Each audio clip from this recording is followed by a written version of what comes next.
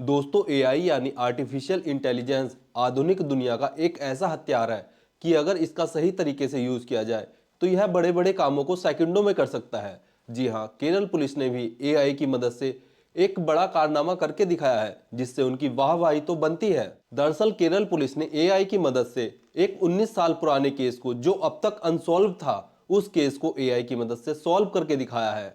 इस केस को police, CBCID, CBI वगैरह भी जांच कर रहे थे, लेकिन अब तक उनसे वह केस सॉल्व नहीं हुआ था। लेकिन एक दिन एक पुलिस वाले के माइंड में एक आइडिया आता है और वह आइडिया काम कर जाता है जिससे कि यह केस सॉल्व हो जाता है। नमस्कार दोस्तों, मेरा नाम है पुष्पेंद्र कुमार सैनी और आज की यह सच्ची घटना केरल प्रदेश में एक जिला पड़ता है कोलम, और इस कोलम जिले में ही एक गांव पड़ता है आंचल गांव, और हम आंचल गांव की ही बात कर रहे हैं। और यह घटना साल 2006 की है, जब एक रजनी नाम की लड़की की मां 24 जनवरी 2006 को अपनी बेटी को ही एक हॉस्पिटल में एडमिट करती है क्योंकि वह प्रसव पीड़ा मतलब लेबर पेन से गुजर रही थी, मतलब उसके बच्चा होने वाला था। इसके बाद जब हॉस्पिटल वाले रजनी और उसकी मां से पूछते हैं कि इसका पति कौन है और उसका नाम क्या है, तो वह कुछ भी नहीं बता पाते हैं बिकॉज रजनी की शादी नहीं हुई थी, मतलब उसके पेट में जो बच्चा था वह नाजायज था। अब यह बात पूरे हॉस्पिटल में फैल जाती है जिससे कि लोग तरह तरह की बातें बनाना शुरू कर देते हैं। इससे रजनी और रजनी की मां जिसने रजनी को हॉस्पिटल में एडमिट कराया था, जिनका नाम संत हम्पा होता है, वह दोनों परेशान होने लगते हैं। अब हम क्या करेंगे, लोग तरह तरह की बातें कर रहे हैं।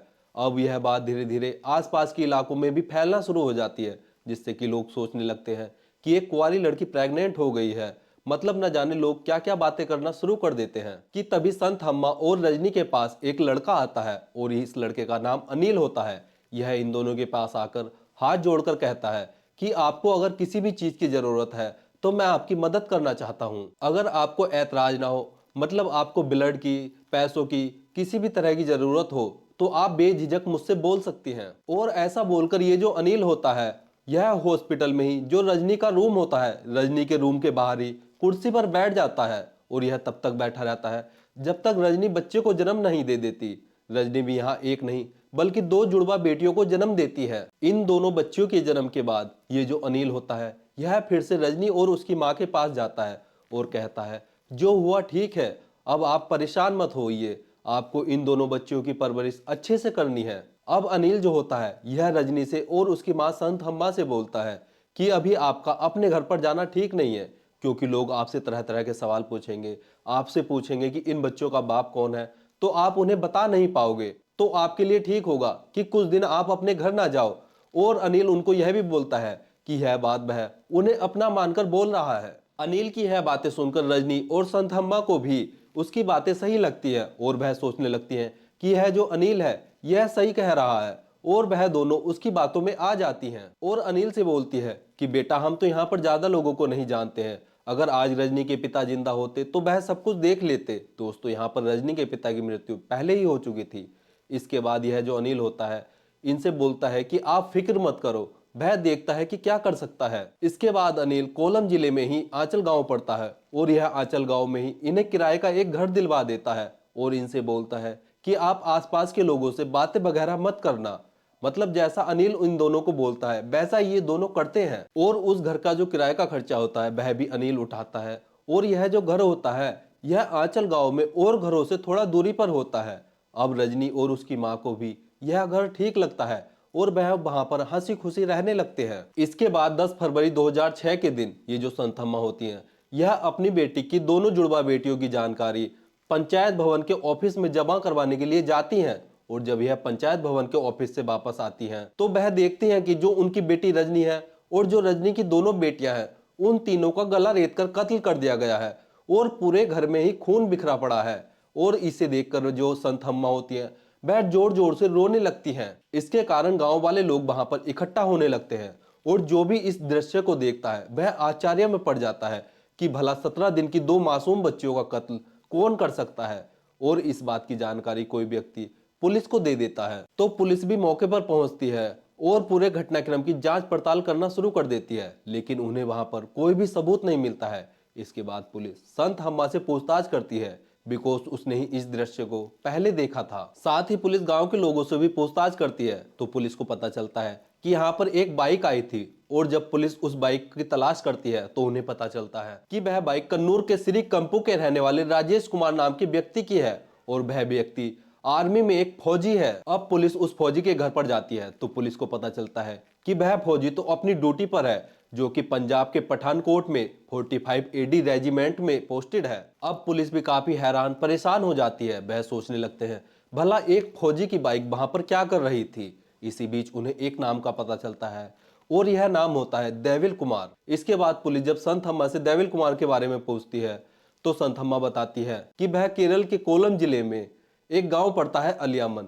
वह और उसकी बेटी अलियामन गांव की ही रहने वाली है। आगे संत अम्मा पुलिस को बताती है कि उनकी बेटी रजनी को किसी लड़के से प्यार हो गया था, मोहब्बत हो गई थी और इसी दौरान इन दोनों के बीच इतनी नजदीकियां आ गई कि इन दोनों ने संबंध बना लिए, जिसके कारण रजनी प्रेग्नेंट हो गई थी। और जिस लड़के से रजनी को प्यार हुआ था उसका नाम ही देविल कुमार है। देविल कुमार भारतीय सेना में पंजाब पठानकोट के 45 एडी रेजिमेंट में पोस्टेड है। जैसे ही पुलिस इस बात को सुनती है तो उन्हें अंदाजा हो जाता है कि हो ना हो वह जो राकेश कुमार की वहां पर बाइक आई थी यह सब आपस में कनेक्टेड है। इसके बाद संथम्मा बताती है कि उनकी बेटी रजनी ने अपने प्रेमी देविल कुमार से बोला था कि वह प्रेग्नेंट है और वह उसके बच्चे की मां बनने वाली है, तो उन दोनों को शादी कर लेनी चाहिए। लेकिन देविल कुमार रजनी की यह बात सुनकर रजनी को कहता है कि तुम मां बनने वाली हो ठीक है, लेकिन तुम्हें यह बच्चा गिरा देना चाहिए, वरना जब हम आगे चलकर शादी करेंगे तो हमें काफी प्रॉब्लम फेस करनी पड़ेगी। और न जाने देविल कितनी बातें बताकर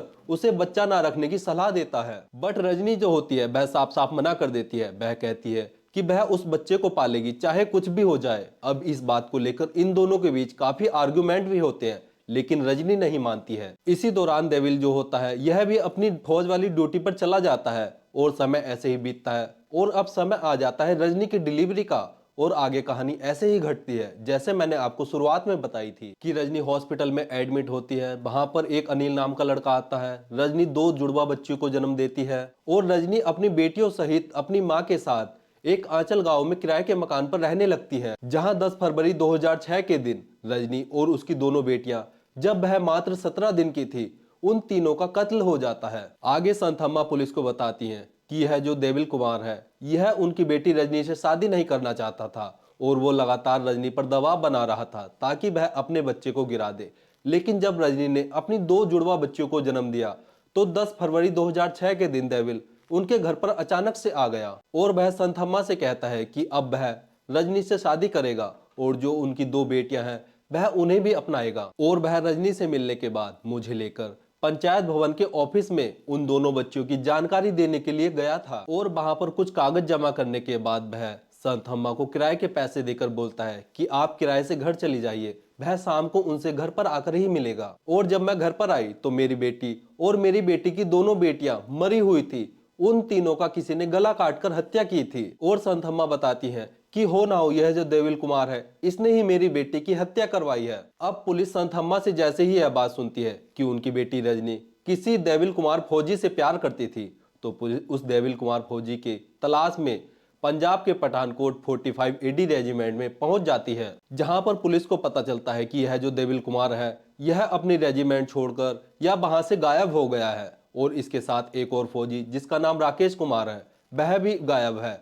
अब जब पुलिस उन दोनों के बारे में वहां पर पूछती है तो उन्हें पता चलता है कि यह दोनों पक्के दोस्त हैं और दोनों ही एक साथ यहाँ से गायब हो गए हैं, यहाँ से भाग गए हैं। अब पुलिस इन दोनों के फोटो इनकी रेजिमेंट से लेकर जब संथम्मा को दिखाती है तो पुलिस को पता चलता है कि यह जो राकेश कुमार है यह वही अनिल कुमार है जो कि हॉस्पिटल में रजनी और उसकी मां की हेल्प करने गया था। मतलब देविल कुमार फौजी का ही दोस्त राकेश कुमार अपना नाम बदलकर हॉस्पिटल में रजनी और उसकी मां की हेल्प करने गया था। इसके बाद पुलिस पूरी घटनाक्रम को समझने के बाद सबूतों को भी जुटा लेती है और इन दोनों की तलाश में लग जाती है, लेकिन इन दोनों का कोई भी अता पता नहीं मिलता है। पुलिस इन दोनों के घरों पर, रिश्तेदारी में, दोस्तों में सब जगह दबिश देती है और सब जगह तलाश करती है, लेकिन पुलिस को फिर भी कुछ नहीं मिलता है।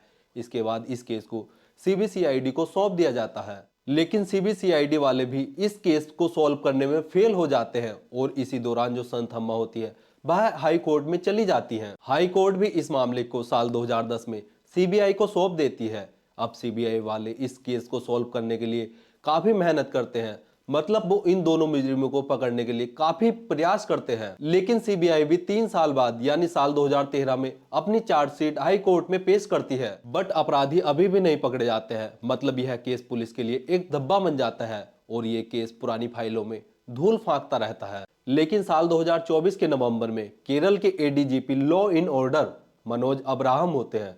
मनोज अब्राहम एक दिन अपनी टीम से बोलते हैं कि जो भी केस पेंडिंग है, जो भी अभी तक सॉल्व नहीं हुए हैं, उनकी जांच पड़ताल करते हैं। मनोज अब्राहम जी पुलिस के जो तकनीकी अधिकारी होते हैं उनसे बोलते हैं कि जो पुराने केस पेंडिंग है उनकी फाइल लाओ। अधिकारी भी वह फाइलें लाते हैं और वो उन फाइलों की जांच करना शुरू कर देते हैं। अब इन्हीं फाइलों में एक 19 साल पुराना केस होता है जो कि रजनी और उसकी 2 बेटियों के मर्डर का होता है। और इस मर्डर को करने में 2 व्यक्तियों का हाथ था। दोनों ही फौजी थे और दोनों ही पक्के दोस्त भी थे और दोनों ही इस घटनाक्रम को करने के बाद न जाने कहां गायब हो गए।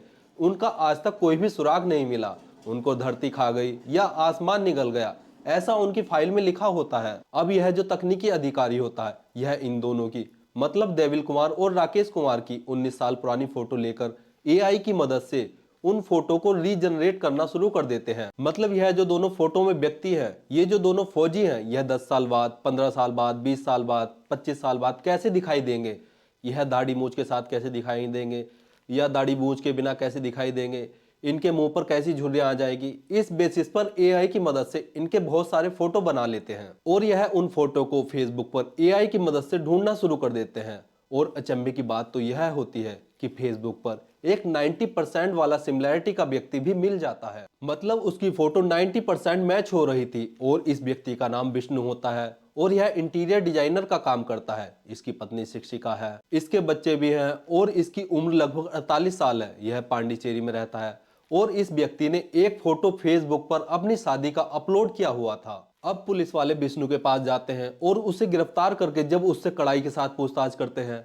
तो वह सब कुछ बता देता है। और यह विष्णु कुमार नाम का जो व्यक्ति है और कोई नहीं बल्कि वही अनिल है जो हॉस्पिटल में मदद करने गया था, जिसका असली नाम राकेश कुमार है। अब पुलिस राकेश कुमार उर्फ अनिल कुमार उर्फ विष्णु से पूछती है कि तुम्हारा दोस्त दैविल कुमार कहाँ पर है। तो यहाँ पर राकेश कुमार पुलिस को बताता है कि वह भी पांडिचेरी में ही है और वह भी इंटीरियर डिजाइनर का काम करता है और उसने भी शिक्षिका से ही शादी की है और वह भी अपनी जिंदगी बड़े मजे से गुजार रहा है और उसने भी अपना नाम बदलकर प्रवीण कुमार रख लिया है। अब पुलिस पांडिचेरी से प्रवीण कुमार उर्फ दैविल कुमार को भी गिरफ्तार कर लेती है और जब इन दोनों से पुलिस पूछताछ करती है तो यह दोनों अपना जुर्म कबूल कर लेते हैं और ये दोनों बताते हैं कि सबसे पहले हमने अपना नाम बदला और अपने घर वालों से नाता तोड़कर उनसे अलग हो गए, जिससे कि उन्हें लगता था कि अब वह कभी नहीं पकड़े जाएंगे। बट जो मुजरिम साल 2006 से फरार थे, जिन मुजरिमों को पकड़ने के लिए पुलिस, सीबीसीआईडी, सीबीआई वालों ने काफी प्रयास किए लेकिन वह फिर भी नहीं पकड़े गए,